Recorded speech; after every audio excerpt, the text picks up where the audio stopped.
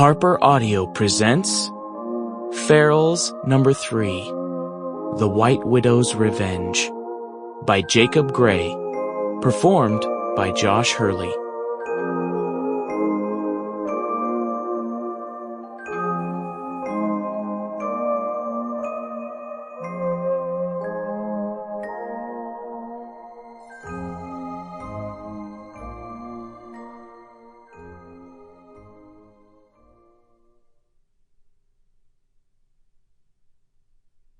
Chapter 1.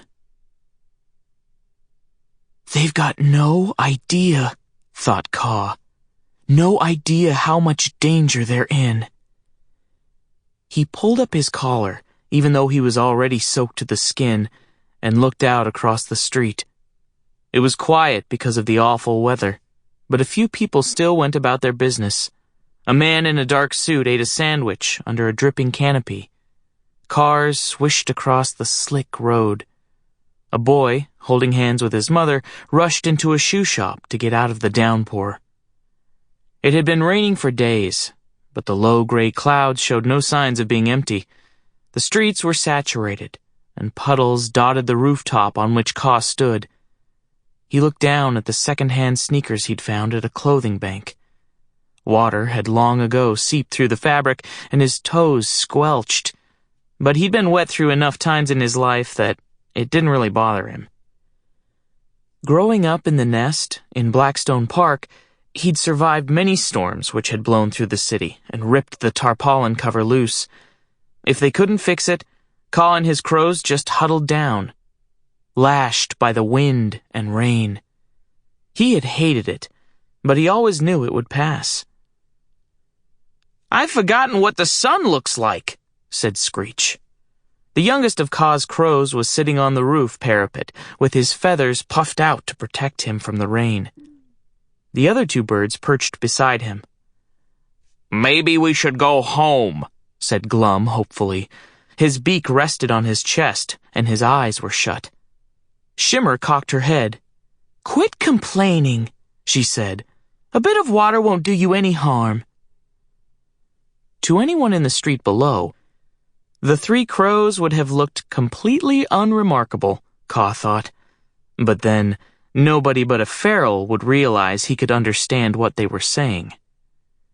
"Crumb wants us to wait here while he checks out the bank," said Ka, nodding at the building across the street. "There are 20 banks in Blackstone," said Glum. "The chances of them hitting this one are pretty slim." Ka shrugged.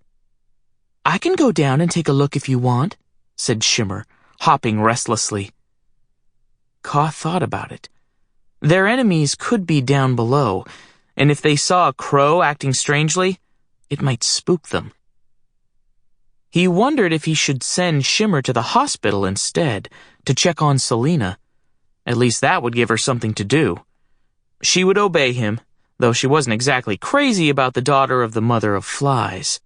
No one was, really, apart from Ka. But Selina Davenport was in the hospital because of him. She had taken a bullet to save his life. In the 2 weeks since the battle on top of Commissioner Davenport's apartment, Selina had lain unconscious in a Blackstone hospital bed. The doctors didn't know why she wasn't waking up. They thought it might be some sort of infection. Ka's friend, Crumb, the pigeon feral, said it might be better if she never woke up.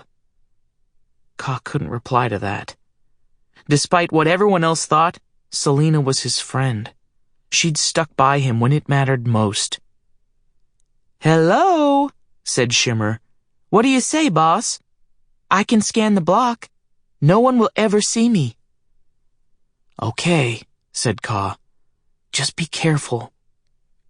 Shimmer took off, spreading her wings in a low glide and dipping out of sight. Ka would ask Glum to take on hospital duty later.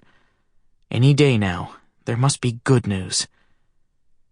He heard a squeak and turned to see Pip, the young mouse feral, and the lanky Crumb climbing up from the fire escape.